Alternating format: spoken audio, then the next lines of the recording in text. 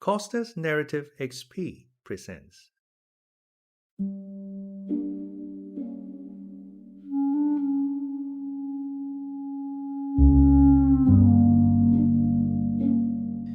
The Murder of Roger Ackroyd by Agatha Christie.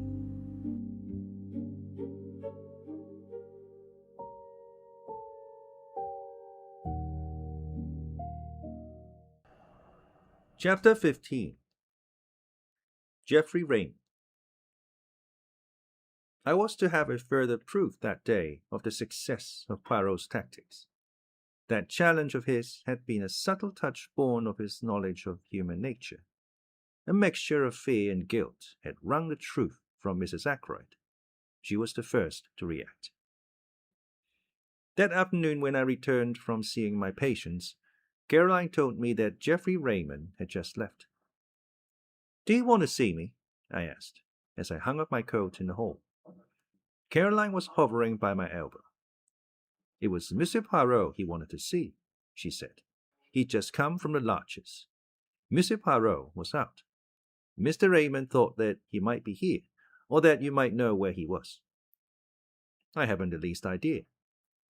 "I tried to make him wait," said Caroline, "but he said he would come back at the Larches at half an hour, and went away down the village. A great pity, because Monsieur Poirot came in practically the minute after he left." "Came in here?" "No, to his own house." "How do you know?" "The side window," said Caroline briefly. It seemed to me that we had now exhausted the topic. Caroline thought otherwise. "Aren't you going across?" "Across where?" "To the Larches, of course." "My dear Caroline," I said. "What for?" "Mr. Raymond wanted to see him very particularly," said Caroline. "You might hear what it's all about." I raised my eyebrows. "Curiosity is not my besetting sin," I remarked coldly. "I can exist comfortably without knowing exactly what my neighbors are doing and thinking." "Stuff and nonsense, James," said my sister. "You want to know just as much as I do. You're not so honest, that's all. You always have to pretend." "Really, Caroline," I said, and retired into my surgery. 10 minutes later, Caroline tapped at the door and entered. In her hand she held what seemed to be a pot of jam. "I wonder, James," she said, "if you would mind taking this pot of medlar jelly across to Monsieur Poirot. I promised it to him. He has never tasted any homemade medlar jelly." "Why can't Annie go?" I asked coldly. "She's doing some mending. I can't spare her." Caroline and I looked at each other. "Very well," I said, rising. "But if I take the beastly thing, I shall just leave it at the door. You understand that?" My sister raised her eyebrows. "Naturally," she said. "Who suggested you should do anything else?" The honors were with Caroline. "If you do happen to see Monsieur Poirot," she said, as I opened the front door, "you might tell him about the boots." It was a most subtle parting shot. I wanted dreadfully to understand the enigma of the boots. When the old lady with the Breton cap opened the door to me, I found myself asking if Monsieur Poirot was in, quite automatically. Poirot sprang up to meet me, with every appearance of pleasure. "Sit down, my good friend," he said. "The big chair? The small one? The room is not too hot, no?" I thought it was stifling, but refrained from saying so. The windows were closed, and a large fire burned in the grate. "The English people, they have a mania for the fresh air," declared Poirot. "The big air. It is all very well outside, where it belongs. Why admit it to the house? But let us not discuss such banalities. You have something for me, yes?" "Two things," I said. "First, this, from my sister." I handed over the pot of medlar jelly. "How kind of Mademoiselle Caroline. She has remembered her promise." "And the second thing?" "Information, of a kind." And I told him of my interview with Mrs. Ackroyd. He listened with interest, but not much excitement. "It clears the ground," he said thoughtfully, "and it has a certain value as confirming the evidence of the housekeeper. She said, you remember, that she found a silver table lid open and closed it down in passing. What about her statement that she went into the drawing-room to see if the flowers were fresh?" "Ah, We never took that very seriously, did we, my friend? It was patently an excuse, trumped up in a hurry by a woman who felt it urgent to explain her presence, which, by the way, you would probably never have thought of questioning. I considered it possible that her agitation might arise from the fact that she had been tampering with the silver table, but I think now that we must look for another cause. Yes, I said. Whom did she go out to meet, and why? You think she went to meet someone? I do. Poirot nodded. So do I, he said thoughtfully. There was a pause. By the way, I said, I've got a message for you from my sister. Ralph Peyton's boots were black, not brown. I was watching him closely as I gave the message, and I fancied that I saw a momentary flicker of discomposure. If so, it passed almost immediately. She is absolutely positive they are not brown. Absolutely. Ah, said Poirot regretfully, that is a pity. And he seemed quite crestfallen. He entered into no explanations, but at once started a new subject of conversation. The housekeeper, Miss Russell, who came to consult you on that Friday morning, is it indiscreet to ask what passed at the interview, apart from medical details, I mean? Not at all, I said. When the professional part of the conversation was over, we talked for a few minutes about poisons, and the ease or difficulty of detecting them, and about drug-taking and drug-takers. With special reference to cocaine? Asked Poirot. How did you know? I asked, somewhat surprised. For answer, the little man rose and crossed the room to where newspapers were filed. He brought me a copy of the Daily Budget, dated Friday, 16th September, and he showed me an article dealing with the smuggling of cocaine. It was a somewhat lurid article, written with an eye to picturesque effect. That is what put cocaine into her head, my friend, he said. I would have catechized him further, for I did not quite understand his meaning, but at that moment the door opened and Geoffrey Raymond was announced. He came in fresh and debonair as ever, and greeted us both. How are you, Doctor? Monsieur Poirot, this is the second time I've been here this morning. I was anxious to catch you. Perhaps I'd better be off, I suggested rather awkwardly. Not on my account, Doctor. No, it's just this, he went on, seating himself at a wave of invitation from Poirot. I've got a confession to make. En vérité? Said Poirot, with an air of polite interest. Oh, it's of no consequence, really. But, as a matter of fact, my conscience has been pricking me ever since yesterday afternoon. You accused us all of keeping back something, Monsieur Poirot. I plead guilty. I've had something up my sleeve. And what is that, Monsieur Raymond? As I say, it's nothing of consequence. Just this. I was in debt, badly, and that legacy came in the nick of time. £500 puts me on my feet again with a little to spare. He smiled at us both with that engaging frankness that made him such a likable youngster. You know how it is. Suspicious-looking policemen. Don't like to admit you were hard up for money. Think it will look bad to them. But I was a fool, really, because Blunt and I were in a billiard room from 9:45 onwards. So I've got a watertight alibi and nothing to fear. Still, when you thundered out that stuff about concealing things, I felt a nasty prick of conscience, and I thought I'd like to get it off my mind.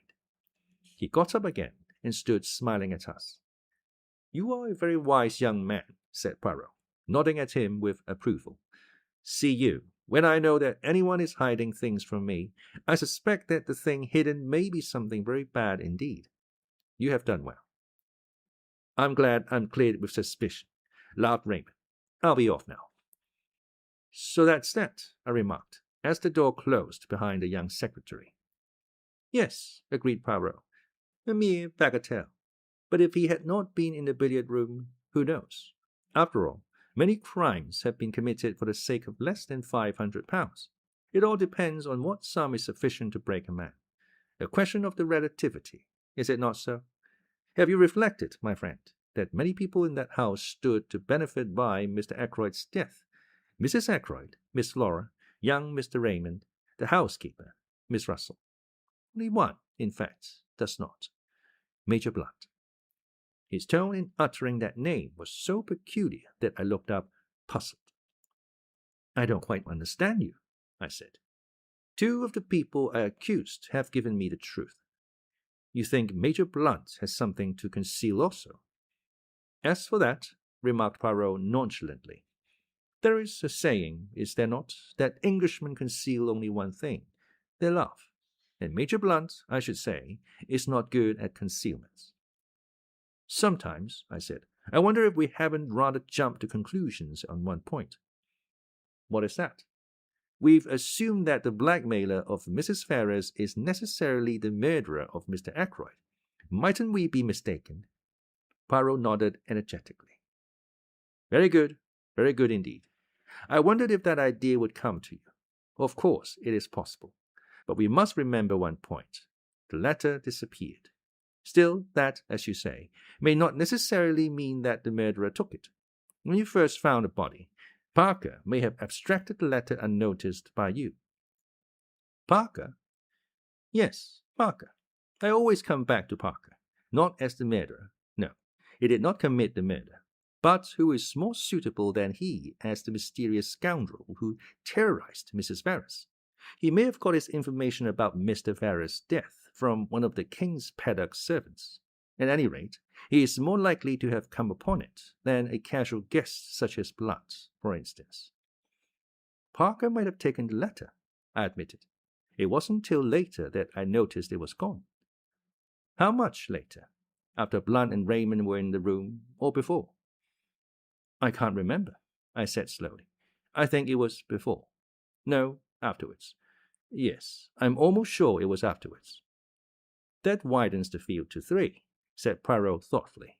"But Parker is the most likely. It is in my mind to try a little experiment with Parker. How say you, my friend? Will you accompany me to Fernly?" I acquiesced, and we set out at once. Poirot asked to see Miss Ackroyd, and presently Flora came to us. "Mademoiselle Flora," said Poirot, "I have to confide in you a little secret. I am not yet satisfied of the innocence of Parker. I propose to make a little experiment with your assistance. I want to reconstruct some of his actions on that night. But we must think of something to tell him. Ah, I have it. I wish to satisfy myself as to whether voices in the little lobby could have been heard outside on a terrace. Now, ring for Parker, if you'll be so good." I did so, and presently the butler appeared, suave as ever.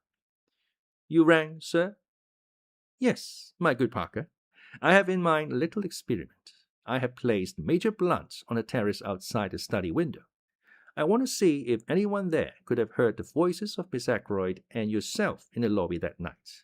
I want to enact that little scene over again. Perhaps you would fetch the tray or whatever it was you were carrying." Parker vanished, and we repaired to the lobby outside the study door. Presently we heard a chink in the outer hall, and Parker appeared in the doorway carrying a tray with a siphon, a decanter of whiskey, and 2 glasses on it.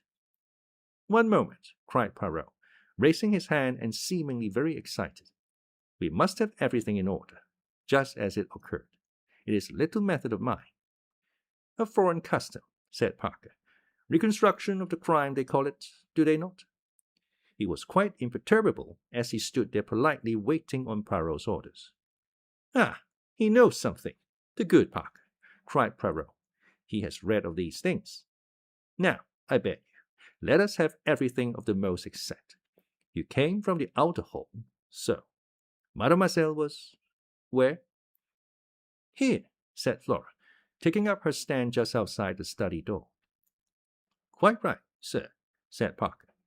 "I had just closed the door," continued Flora. "Yes, miss," agreed Parker. "Your hand was still on the handle, as it is now." "Then allez," said Poirot. "Play me the little comedy." Flora stood with her hand on the door handle, and Parker came stepping through the door from the hall, bearing the tray. He stopped just inside the door. Flora spoke. "Oh, Parker, Mr. Ackroyd doesn't want to be disturbed again tonight." "Is that right?" she added in an undertone. "To the best of my recollection, Miss Flora," said Parker. "But I fancy you used the word evening instead of night." Then, raising his voice in a somewhat theatrical fashion, "Very good, miss. Should I lock up as usual?" "Yes, please." Parker retired through the door. Flora followed him and started to ascend the main staircase. "Is that enough?" she asked over her shoulder. "Admirable," declared the little man, rubbing his hands. "By the way, Parker, are you sure there were 2 glasses on a tray that evening? Who was the second one for?" "I always bring 2 glasses, sir," said Parker. "Is there anything further?" "Nothing, I thank you." Parker withdrew, dignified to the last. Poirot stood in the middle of the hall, frowning. Flora came down and joined us. "Has your experiment been successful?" she asked. "I don't quite understand. You know—" Poirot smiled admiringly at her. "It is not necessary that you should," he said. "But tell me, were there indeed 2 glasses on Parker's tray that night?" Flora wrinkled her brows a minute. "I really can't remember," she said. "I think there were. Is that the object of your experiment?" Poirot took her hand and patted it. "Put it this way," he said. "I am always interested to see if people will speak the truth." "And if Parker speak the truth?" "I rather think he did," said Poirot thoughtfully. A few minutes later saw us retracing our steps to the village. "What was the point of that question about the glasses?" I asked curiously. Poirot shrugged his shoulders. "One must say something," he remarked. "That particular question did as well as any other." I stared at him. "At any rate, my friend," he said more seriously, "I know now something I wanted to know. Let us leave it at that."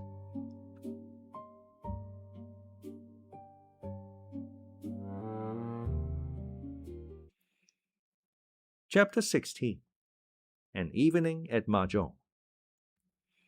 That night we had a little Mah Jong party. This kind of simple entertainment is very popular in King's Abbot. The guests arrive in galoshes and waterproofs after dinner. They partake of coffee and later of cake, sandwiches, and tea. On this particular night our guests were Miss Gannett and Colonel Carter, who lives near the church. A good deal of gossip is handed round at these evenings, sometimes seriously interfering with the game in progress.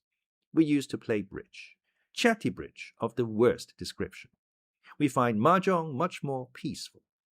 The irritated demand as to why on earth your partner did not lead a certain card is entirely done away with, and though we still express criticisms frankly, there is not the same acrimonious spirit. "Very cold evening, eh, Sheppard?" said Colonel Carter, standing with his back to the fire. Caroline had taken Miss Gannett to her own room, and was there assisting her to disentangle herself from her many wraps. "Reminds me of the Afghan passes." "Indeed," I said politely. "Very mysterious business this about poor Ackroyd," continued the Colonel, accepting a cup of coffee. "A deuce of a lot behind it. That's what I say. Between you and me, Sheppard, I've heard the word blackmail mentioned." The Colonel gave me the look which might be tabulated one man of the world to another. "A woman in it, no doubt," he said. "Depend upon it, a woman in it." Caroline and Miss Gannett joined us at this minute. Miss Gannett drank coffee whilst Caroline got out the Mah Jong box and poured out the tiles upon the table. "Washing the tiles," said the Colonel facetiously. "That's right, washing the tiles, as we used to say in a Shanghai club. It is the private opinion of both Caroline and myself that Colonel Carter has never been in a Shanghai club in his life. More, that he has never been farther east than India, where he juggled with tins of bully beef and plum and apple jam during the Great War. But the Colonel is determinedly military, and in King's Abbot we permit people to indulge little idiosyncrasies freely." "Shall we begin?" said Caroline. We sat round the table. For some 5 minutes there was complete silence, owing to the fact that there is tremendous secret competition amongst us as to who can build their wall quickest. "Go on, James," said Caroline at last. "You're east wind." I discarded a tile. A round or two proceeded, broken by the monotonous remarks of 3 bamboos, 2 circles, pung, and frequently from Miss Gannett, unpung, owing to that lady's habit of too hastily claiming tiles to which she had no right. I saw Flora Ackroyd this morning, said Miss Gannett. Pung! No, unpung. I made a mistake. 4 circles, said Caroline. Where did you see her? She didn't see me, said Miss Gannett, with that tremendous significance only to be met with in small villages. Ah, said Caroline interestedly. Chow. I believe, said Miss Gannett, temporarily diverted, that it's the right thing nowadays to say chi, not chow. Nonsense, said Caroline. I have always said chow. In a Shanghai club, said Colonel Carter, they say chow. Miss Gannett retired crushed. What were you saying about Flora Ackroyd? Asked Caroline, after a moment or two devoted to the game. Was she with anyone? Very much so, said Miss Gannett. The eyes of the 2 ladies met and seemed to exchange information. Really, said Caroline interestedly. Is that it? Well, it doesn't surprise me in the least. We're waiting for you to discard, Miss Caroline, said the Colonel. He sometimes affects the pose of the bluff male, intent on a game and indifferent to gossip, but nobody is deceived. If you ask me, said Miss Gannett, as I was saying, if you ask me, Flora's been exceedingly lucky. Exceedingly lucky she's been. How's that, Miss Gannett? Asked the Colonel. I'll pung that green dragon. How do you make out that Miss Flora's been lucky? Very charming girl and all that, I know. I mayn't know very much about crime, said Miss Gannett, with the air of one who knows everything there is to know. But I can tell you one thing. The first question that's always asked is, who last saw the deceased alive? And the person who did is regarded with suspicion. Now, Flora Ackroyd last saw her uncle alive. It might have looked very nasty for her. Very nasty indeed. It's my opinion, and I give it for what it's worth, that Ralph Peyton is staying away on her account to draw suspicion away from her. Come now, I protested mildly. You surely can suggest that a young girl like Flora Ackroyd is capable of stabbing her uncle in cold blood. Well, I don't know, said Miss Gannett. I've just been reading a book from a library about the underworld of Paris, and it says that some of the worst women criminals are young girls with the faces of angels. That's in France, said Caroline instantly. Just so, said the Colonel. Now, I'll tell you a very curious thing, a story that was going round the bazaars in India. The Colonel's story was one of interminable length and of curiously little interest. A thing that happened in India many years ago cannot compare for a moment with an event that took place in King's Abbot the day before yesterday. It was Caroline who brought the Colonel's story to a close by fortunately going Mah Jong. After the slight unpleasantness always occasioned by my corrections of Caroline's somewhat faulty arithmetic, we started a new hand. East wind passes, said Caroline. I've got an idea of my own about Ralph Peyton. 3 characters, but I'm keeping it to myself for the present. Are you, dear? Said Miss Gannett. Chow, I mean Pung. Yes, said Caroline firmly. Was it all right about the boots? Asked Miss Gannett. Their being black, I mean. Quite all right, said Caroline. What was the point, do you think? Asked Miss Gannett. Caroline pursed up her lips and shook her head with an air of knowing all about it. Pung, said Miss Gannett. No, unpung. I suppose that now the doctor's in with Monsieur Poirot, he knows all the secrets? Far from it, I said. James is so modest, said Caroline. Ah, a concealed con. The Colonel gave vent to a whistle. For the moment, gossip was forgotten. Your own wind, too, he said. And you've got 2 pungs of dragons. We must be careful. Miss Caroline's out for a big hand. We played for some minutes with no irrelevant conversation. This Monsieur Poirot now, said Colonel Carter. Is he really such a great detective? The greatest the world has ever known, said Caroline solemnly. He had to come here incognito to avoid publicity. Chow, said Miss Gannett. Quite wonderful for our little village, I'm sure. By the way, Clara, my maid, you know, is great friends with Elsie, the housemaid at Fernly. And what do you think Elsie told her? That there's been a lot of money stolen, and it's her opinion, Elsie's, I mean, that the parlour maid had something to do with it. She's leaving at the month, and she's crying a good deal at night. If you ask me, the girl is very likely in league with a gang. She's always been a queer girl. She's not friends with any of the girls round here. She goes off by herself on her days out. Very unnatural, I call it, and most suspicious. I asked her once to come to our girls' friendly evenings, but she refused. And then I asked her a few questions about her home and her family, all that sort of thing. And I'm bound to say I considered her manner most impertinent. Outwardly very respectful, but she shut me up in the most barefaced way.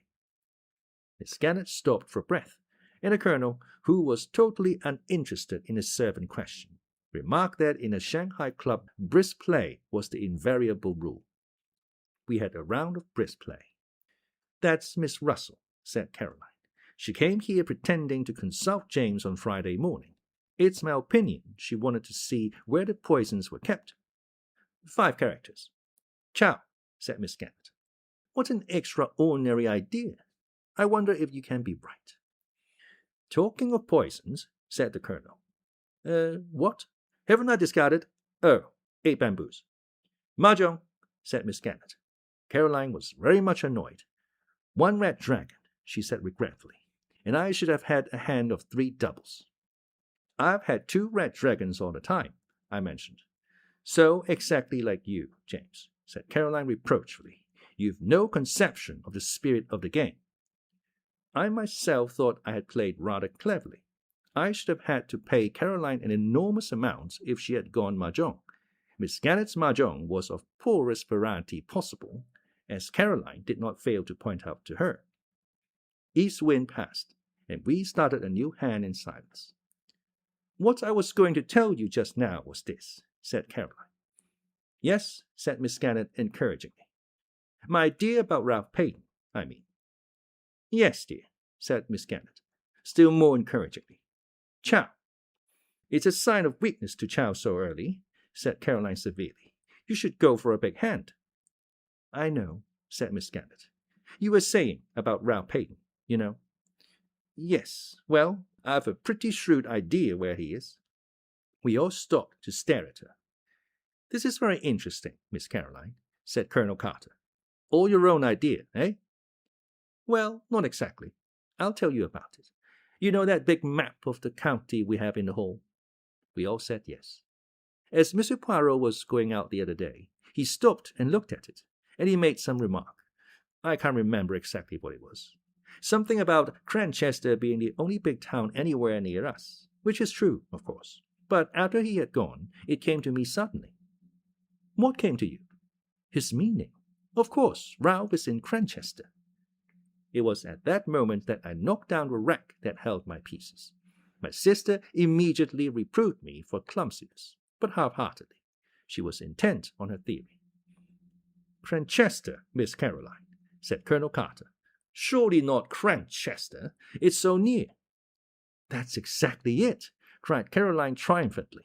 "It seems quite clear by now that he didn't get away from here by train. He must simply have walked into Cranchester. And I believe he's there still. No one would dream of his being so near at hand." I pointed out several objections to the theory, but when once Caroline has got something firmly into her head, nothing dislodges it. "And you think Monsieur Poirot has the same idea?" said Miss Gannett thoughtfully. "It's a curious coincidence, but I was out for a walk this afternoon on the Cranchester road, and he passed me in a car coming from that direction." We all looked at each other. "Why, dear me," said Miss Gannett suddenly. "I'm Mah Jong all the time, and I never noticed it." Caroline's attention was distracted from her own inventive exercises. She pointed out to Miss Gannett that a hand consisting of mixed suits and too many chows were hardly worth going Mah Jong on. Miss Gannett listened imperturbably and collected her counters. "Yes, dear, I know what you mean," she said. "But it rather depends on what kind of hand you have to start with, doesn't it?" "You'll never get the big hands if you don't go for them," urged Caroline. "Well, we must all play our own way, mustn't we?" said Miss Gannett. She looked down at her counters. "After all, I'm up, so far." Caroline, who was considerably down, said nothing. East wind passed, and we set to once more. Annie brought in the tea things. Caroline and Miss Gannett were both slightly ruffled, as is often the case during one of these festive evenings.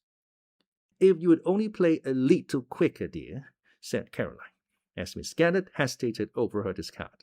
"The Chinese put down the towel so quickly it sounds like little birds pattering." For some few minutes we played like the Chinese. "You haven't contributed much to the sum of information, Sheppard," said Colonel Carter genially. "You're a sly dog, hand in glove with the great detective, and not a hint as to the way things are going." "James is an extraordinary creature," said Caroline. "He cannot bring himself to part with information." She looked at me with some disfavor. "I assure you," I said, "that I don't know anything. Poirot keeps his own counsel." "Wise man," said the colonel with a chuckle. "He doesn't give himself away. But they're wonderful fellows, these foreign detectives. Up to all sorts of dodges, I believe." "Pom," said Miss Gannett, in a tone of quiet triumph. "And Mah Jong." The situation became more strained. It was annoyance at Miss Gannett's going Mah Jong for the third time running which prompted Caroline to say to me as we built a fresh wall, "You are too tiresome, James. You sit there like a dead head and say nothing at all." "But, my dear," I protested, "I have really nothing to say. That is, of the kind you mean." "Nonsense," said Caroline, as she sorted her hand. "You must know something interesting." I did not answer for a moment. I was overwhelmed and intoxicated.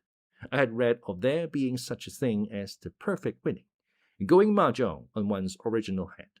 I had never hoped to hold the hand myself. With suppressed triumph, I laid my hand face upwards on the table. "As they say in the Shanghai Club," I remarked, "tin ho, the perfect winning." The colonel's eyes nearly bulged out of his head. "Upon my soul," he said, "what an extraordinary thing! I never saw that happen before." It was then that I went on, goaded by Caroline's jibes, and rendered reckless by my triumph. "And as to anything interesting," I said, "what about a gold wedding ring with a date and from R inside?" I passed over the scene that followed. I was made to say exactly where this treasure was found. I was made to reveal the date. "March 13th, said Caroline, "just 6 months ago." Ah! Out of the babble of excited suggestions and suppositions, 3 theories were evolved. 1. That of Colonel Carter, that Ralph was secretly married to Flora, the first or most simple solution. 2. That of Miss Gannett, that Roger Ackroyd had been secretly married to Mrs. Ferrars. 3. That of my sister, that Roger Ackroyd had married his housekeeper, Miss Russell. A 4th or super theory was propounded by Caroline later as we went up to bed. "Mark my words," she said suddenly, "I shouldn't be at all surprised if Geoffrey Raymond and Flora weren't married." "Surely it would be from G, not from R, then," I suggested. "You never know. Some girls call men by their surnames, and you heard what Miss Gannett said this evening about Flora's carryings-on." Strictly speaking, I had not heard Miss Gannett say anything of the kind, but I respected Caroline's knowledge of innuendos. "How about Hector Blunt?" I hinted. "If it's anybody." "Nonsense," said Caroline. "I dare say he admires her, may even be in love with her. But depend upon it, a girl isn't going to fall in love with a man old enough to be her father when there's a good-looking young secretary about. She may encourage Major Blunt just as a blind. Girls are very artful. But there's one thing I do tell you, James Sheppard.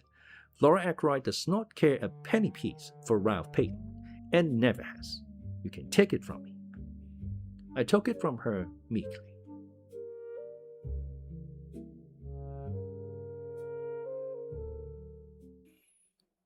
Chapter 17. Parker. It occurred to me the next morning that under the exhilaration produced by Tin Ho, or the perfect winning, I might have been slightly indiscreet. True, Poirot had not asked me to keep the discovery of the ring to myself. On the other hand, he had said nothing about it whilst at Fernly, and as far as I knew, I was the only person aware that it had been found.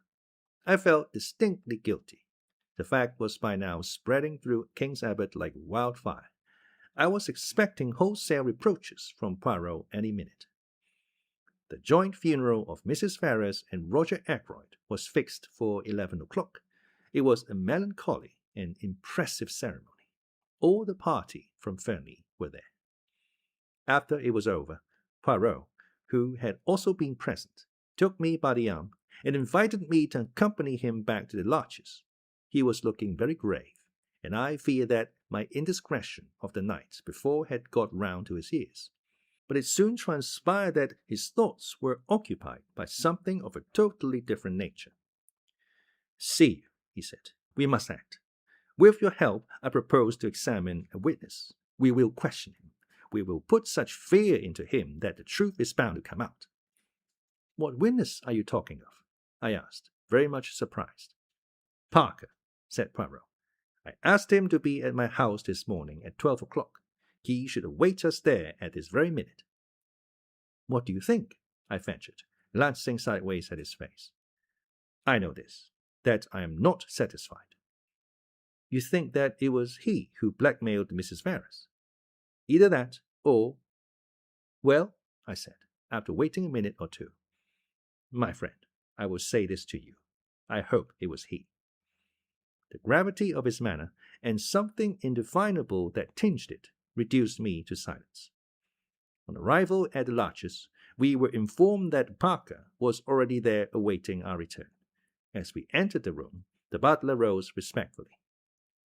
"Good morning, Parker," said Poirot pleasantly. "One instant, I pray of you." He removed his overcoat and gloves. "Allow me, sir," said Parker, and sprang forward to assist him. He deposited the articles neatly on a chair by the door. Poirot watched him with approval. "Thank you, my good Parker," he said. "Take a seat, will you not? What I have to say may take some time." Parker seated himself with an apologetic bend of the head. "Now, what do you think I asked you to come here for this morning, eh?" Parker coughed. "I understood, sir, that you wished to ask me a few questions about my late master, private-like." "Précisément," said Poirot, beaming. "Have you made many experiments in blackmail?" "Sir!" The butler sprang to his feet. "Do not excite yourself," said Poirot placidly. "Do not play the farce of the honest injured man. You know all there is to know about the blackmail, is it not so?" "Sir, I've never been—" "Insulted," suggested Poirot, "in such a way before. Then why, my excellent Parker, were you so anxious to overhear the conversation in Mr. Ackroyd's study the other evening, after you had caught the word blackmail?" "I wasn't. Who was your last master?" rapped out Poirot suddenly. "My last master?" "Yes, the master you were with before you came to Mr. Ackroyd." "A Major Ellaby, sir." Poirot took the words out of his mouth. "Just so, Major Ellaby. Major Ellaby was addicted to drugs, was he not? You travelled about with him. When he was in Bermuda, there was some trouble. A man was killed. Major Ellaby was partly responsible. It was hushed up, but you knew about it. How much did Major Ellaby pay you to keep your mouth shut?" Parker was staring at him open-mouthed. The man had gone to pieces. His cheeks shook flabbily. "You see, I have made inquiries," said Poirot pleasantly. "It is as I say. You got a good sum then as blackmail, and Major Ellaby went on paying you until he died. Now, I want to hear about your latest experiment." Parker still stared. "It is useless to deny. Hercule Poirot knows. It is so, what I have said about the Major Ellaby, is it not?" As though against his will, Parker nodded reluctantly once. His face was ashen pale. "But I never hurt a hair of Mr. Ackroyd's head," he moaned. "Honest to God, sir, I didn't. I've been afraid of this coming all the time, and I tell you I didn't. I didn't kill him." His voice rose almost to a scream. "I am inclined to believe you, my friend," said Poirot. "You have not the nerve, the courage, but I must have the truth." "I'll tell you anything, sir, anything you want to know. It's true that I tried to listen that night. A word or two I heard made me curious, and Mr. Ackroyd's wanting not to be disturbed, and shutting himself up with the doctor the way he did. It's God's own truth what I told the police. I heard the word blackmail, sir, And well, he paused. You thought there might be something in it for you? Suggested Poirot smoothly. Well, yes, I did, sir. I thought that if Mr. Ackroyd was being blackmailed, why shouldn't I have a share of the pickings? A very curious expression passed over Poirot's face. He leaned forward. Had you any reason to suppose before that night that Mr. Ackroyd was being blackmailed? No, indeed, sir. It was a great surprise to me. Such a regular gentleman in all his habits. How much did you overhear? Not very much, sir. There seemed what I might call a spite against me. Of course, I had to attend to my duties in the pantry, and when I did creep along once or twice to the study, it was no use. The first time Dr. Sheppard came out and almost caught me in the act, and another time Mr. Raymond passed me in the big hall and went that way, so I knew it was no use. And when I went with the tray, Miss Flora headed me off. Poirot stared for a long time at the man, as if to test his sincerity. Parker returned his gaze earnestly. I hope you believe me, sir. I've been afraid all along the police would rake up that old business with Major Allaby and be suspicious of me in consequence. Ah bien, said Poirot at last. I am disposed to believe you. But there is one thing I must request of you, to show me your bank book. You have a bank book, I presume? Yes, sir. As a matter of fact, I have it with me now. With no sign of confusion, he produced it from his pocket. Poirot took the slim, green-covered book and perused the entries. Ah, I perceive you have purchased £500 of National Savings Certificates this year. Yes, sir. I have already over £1,000 saved, the result of my connection with, my late master, Major Allaby. And I have had quite a little flutter on some horses this year, very successful. If you remember, sir, a rank outsider won the Jubilee. I was fortunate enough to back it. £20. Poirot handed him back the book. I will wish you good morning. I believe that you have told me the truth. If you have not, so much the worse for you, my friend. When Parker had departed, Poirot picked up his overcoat once more. Going out again? I asked. Yes, we will pay a little visit to the good Mr. Hammond. You believe Parker's story? It is credible enough on the face of it. It seems clear that, unless he is a very good actor indeed, he genuinely believes it was Ackroyd himself who was the victim of blackmail. If so, he knows nothing at all about the Mrs. Ferrars business. Then, in that case, who? Précisément. Who? But our visit to Mr. Hammond will accomplish one purpose. It will either clear Parker completely, or else... Well, I fall into the bad habit of leaving my sentences unfinished this morning, said Poirot apologetically. You must bear with me. By the way, I said, rather sheepishly, I've got a confession to make. I'm afraid I have inadvertently let out something about that ring. What ring? The ring you found in the goldfish pond. Ah, yes, said Poirot, smiling broadly. I hope you're not annoyed. It was very careless of me. But not at all, my good friend, not at all. I laid no commands upon you. You were at liberty to speak of it if you so wished. She was interested, your sister. She was indeed. It created a sensation. All sorts of theories are flying about. Ah, and yet it is so simple. The true explanation leapt to the eye, did it not? Did it? I said dryly. Poirot laughed. The wise man does not commit himself, he observed. Is not that so? But here we are at Mr. Hammond's. The lawyer was in his office, and we were ushered in without any delay. He rose and greeted us in his dry, precise manner. Poirot came at once to the point. Monsieur, I desire from you certain information. That is, if you will be so good as to give it to me. You acted, I understand, for the late Mrs. Ferrars of King's Paddock. I noticed the swift gleam of surprise which showed in the lawyer's eyes, before his professional reserve came down once more like a mask over his face. Certainly, all her affairs passed through our hands. Very good. Now, before I ask you to tell me anything, I should like you to listen to the story Dr. Sheppard will relate to you. You have no objection, have you, my friend, to repeat the conversation you had with Mr. Ackroyd last Friday night? Not in the least, I said, and straightway began the recital of that strange evening. Hammond listened with close attention. That is all, I said, when I had finished. Blackmail, said the lawyer thoughtfully. You are surprised? Asked Poirot. The lawyer took off his pince-nez and polished them with his handkerchief. No, he replied. I can hardly say that I am surprised. I have suspected something of the kind for some time. That brings us, said Poirot, to the information for which I am asking. If anyone can give us an idea of the actual sums paid, you are the man, monsieur. I see no object in withholding the information, said Hammond, after a moment or two.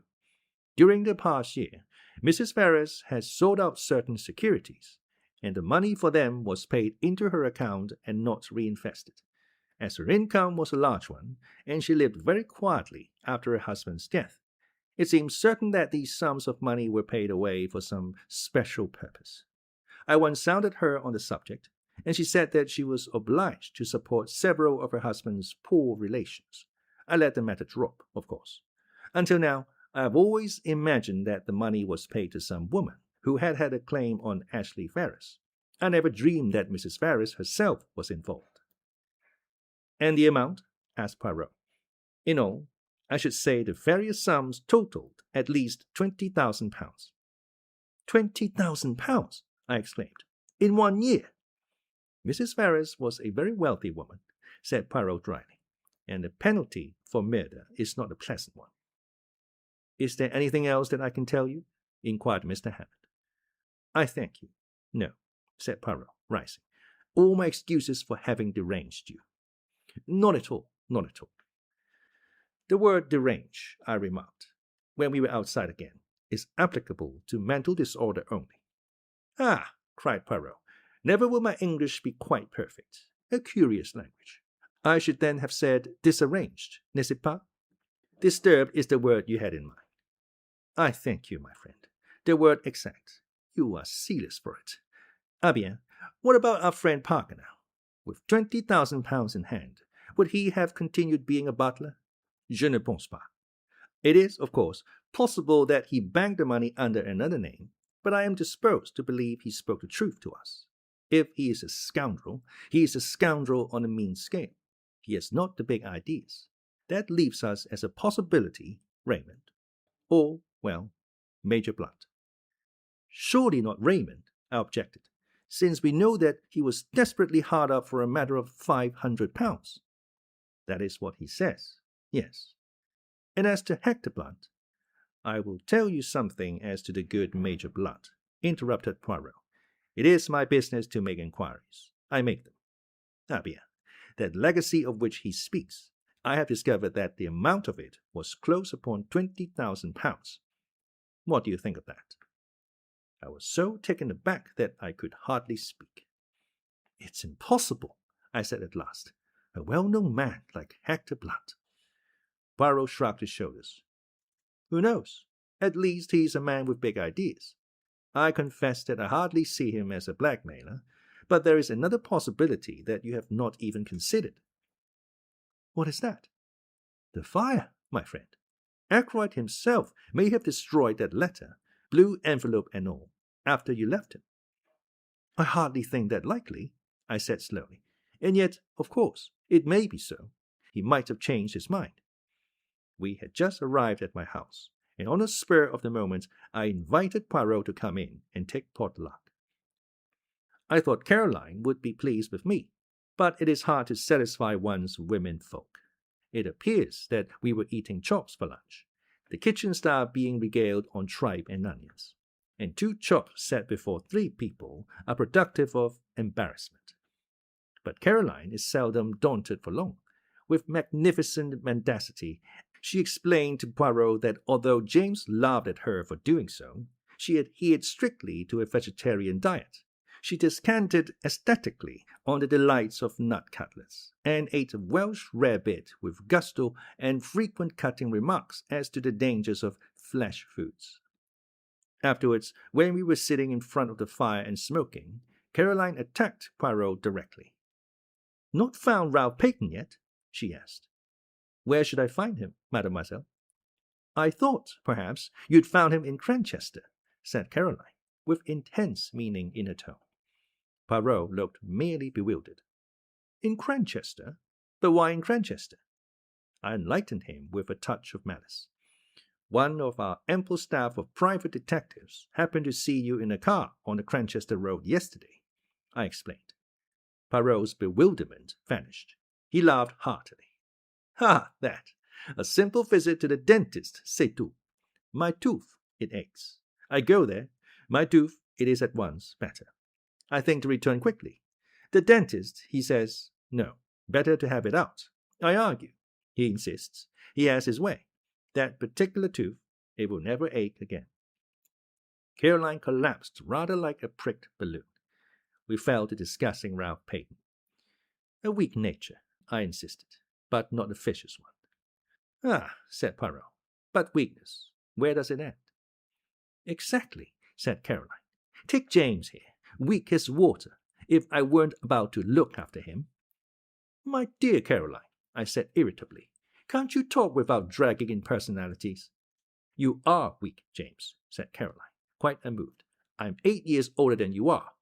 "Oh, I don't mind Mr. Poirot knowing that." "I should never have guessed it, mademoiselle," said Poirot, with a gallant little bow. 8 years older, but I've always considered it my duty to look after you. With a bad bringing up, heaven knows what mischief you might have got into by now." "I might have married a beautiful adventuress," I murmured, gazing at the ceiling and blowing smoke rings. "Adventuress?" said Caroline, with a snort. "If we're talking of adventuresses—" She left the sentence unfinished. "Well," I said, with some curiosity. "Nothing, but I can think of someone not 100 miles away." Then she turned to Poirot suddenly. "James sticks to it that you believe someone in the house committed the murder. All I can say is, you're wrong." "I should not like to be wrong," said Poirot. "It is not, how do you say, my métier." "I've got the facts pretty clearly," continued Caroline, taking no notice of Poirot's remark, "from James and others. As far as I can see, of the people in the house, only 2 could have had the chance of doing it, Ralph Payton and Flora Ackroyd." "My dear Caroline." "Now, James, don't interrupt me. I know what I'm talking about. Parker met her outside the door, didn't he? He didn't hear her uncle saying good night to her. She could have killed him then and there." "Caroline." "I'm not saying she did, James. I'm saying she could have done. As a matter of fact, though, Flora is like all these young girls nowadays, with no veneration for her betters and thinking they know best on every subject under the sun. I don't for a minute believe she'd kill even a chicken. But there it is. Mr. Raymond and Major Blunt have alibis. Mrs. Ackroyd's got an alibi. Even that Russell woman seems to have one, and a good job for her it is she has. Who is left? Only Ralph and Flora. And say what you will, I don't believe Ralph Payton is a murderer, a boy we've known all our lives." Poirot was silent for a minute, watching the curling smoke rise from his cigarette. When at last he spoke, it was in a gentle, faraway voice that produced a curious impression. It was totally unlike his usual manner. "Let us take a man, a very ordinary man, a man with no idea of murder in his heart. There is in him somewhere a strain of weakness, deep down.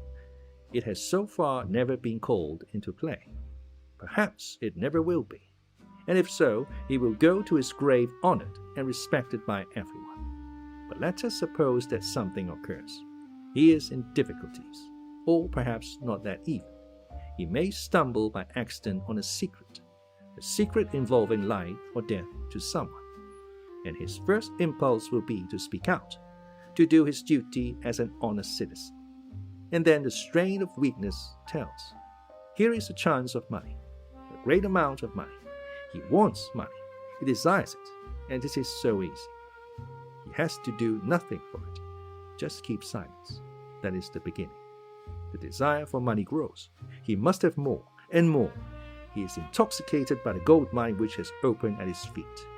He becomes greedy, and in his greed he overreaches himself. One can press a man as far as one likes, but with a woman one must not press too far. for a woman has at heart a great desire to speak the truth. How many husbands who have deceived their wives go comfortably to their graves, carrying the secret with them? How many wives who have deceived their husbands wreck their lives by throwing the fact in those same husbands' teeth? They have been pressed too far.